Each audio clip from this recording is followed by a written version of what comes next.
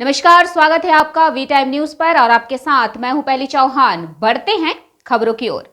नए कानून अपराध संशोधन में विपक्ष पार्टी बेगूसराय जिला कांग्रेस प्रवक्ता रंजीत कुमार ने नए कानून पर सरकार को घेरा। पूरे देश में 1 जुलाई नए कानून लागू करने का लोगों को जानकारी देते हुए मनीष नगर थाना परिसर में संशोधित कर लागू किए गए कानून को मूर्त रूप देने के लिए आज जिले के सभी थाना में बैठक किया गया, जिसमें संबंधित पुलिस पदाधिकारी, स्थानीय जनप्रतिनिधि, सामाजिक कार्यकर्ता और बुद्धिजीवी उपस्थित हुए। बैठक में कानून के संबंध में विस्तार से जानकारी देने के साथ साथ इस संबंध में बुकलेट भी उपलब्ध कराया गया है। नगर थाना में आयोजित कार्यक्रम में एसपी मनीष मुख्यालय, डीएसपी रमेश प्रसाद सिंह, सदर 1 डीएसपी सुबोध कुमार, नगर थाना अध्यक्ष शैलेंद्र कुमार और मेयर पिंकी देवी भी हुए। बैठक के दौरान एसपी ने नए कानून के संबंध में विस्तार से जानकारी दी। लोगों को नए कानून की प्रस्तावना, नागरिक केंद्रित कानून, न्याय प्रणाली में टेक्नोलॉजी, त्वरित न्याय, आपराधिक न्याय प्रणाली में बदलाव, पुलिस की जवाबदेही और पारदर्शिता तथा एनसीआरबी मोबाइल ऐप के संबंध में जानकारी दी गई। एसपी ने बताया कि भारतीय संसद में पारित 3 नए आपराधिक कानून आज से लागू हो गए हैं, जिसे मानवाधिकारों और मूल्यों को केंद्र में रखा गया है।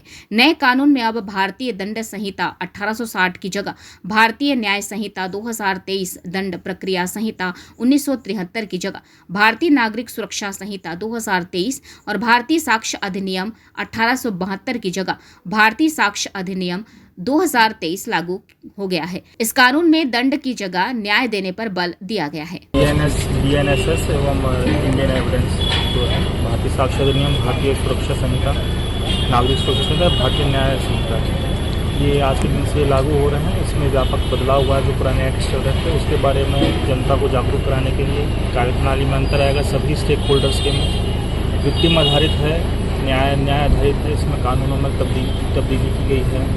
नए सेक्शंस को इन्वोक किया गया है। डिजिटल एविडेंस के बारे में बात की जाती है। लोग कहीं से भी अपना एफआईआर करा सकते हैं। 0 एफआईआर की बातें और भी जो सारी टेक्निकलिटीज़ हैं उसके बारे में कोशिश की कि आम जनता को उसके बारे में जागरूक किया जा सके।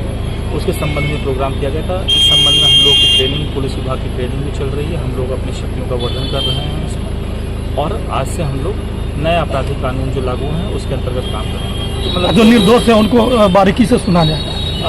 हमेशा से पुलिस की कोशिश रही है कि एविडेंस बेस्ड एक्ट लोग उसमें रहेंगे और विक्टिम्स को अधिकार इसमें मिले हैं, जो कि कानूनी अधिकार है। हम लोग अपनी तरफ से कोशिश करते हैं, उसको कानूनी मान्यता भी दी जा चुकी है। लगातार उस पर हम लोग की कार्रवाई जारी रहेगी। इसके अंतर्गत हम लोग कार्य कर सकते हैं। 2024 से जो बहुत सारी धाराएं बदली हैं, खासकर हम देख रहे हैं कि भारतीय दंड संहिता 1860 में परिवर्तन हुआ है, दंड संहिता 1973 में परिवर्तन हुआ। तो इससे हम लोगों ने देखा है कि जैसा अभी इसमें सब बता भी रहे थे कि कई प्रकार की जो प्रक्रियाएं थी उसमें पारदर्शिता आई हैं।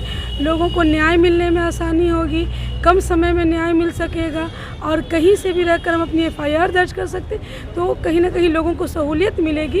और आज का ये कार्यक्रम जो जागरूकता के लिए आयोजित किया गया, इसमें हम जनप्रतिनिधि को आमंत्रित किया गया, पुलिस के अधिकारीगण थे, सामान्य जनता थे। तो सबने आज जब इस कानून को जाना है तो अब लोगों के बीच जाकर हमारा कर्तव्य है इसकी जानकारी देना और लोगों को इसके लिए जागरूक करने के माध्यम के तौर पर आज का कार्यक्रम को मैं देख रही हूँ। सबसे पहले तो महिलाओं को कानून पर भरोसा होना चाहिए और भरोसा हमें दिलाना होगा, क्योंकि न्याय प्रक्रिया भारत में सबके लिए समान है। इससे कानून के आ जाने के बाद उनको थोड़ा और बल मिलेगा। वो यहाँ पर निर्भीक होकर आ सकती हैं, अपनी बातें रख सकती हैं, डिजिटल माध्यम से रख सकती हैं। इससे उनको सामने बिना आए भी अपनी आपत्ति दर्ज करने में सहायता मिलेगी। तो महिलाओं के लिए, बच्चियों के लिए, हर शोषित वर्ग के लिए न्याय में बदलाव जो हुआ है ये स्वागत योग्य है और हम सबका कर्तव्य है कि उन्हें इस न्याय से परिचित कराएं। वी टाइम न्यूज के लिए बिहार बेगूसराय से नबी आलम की रिपोर्ट।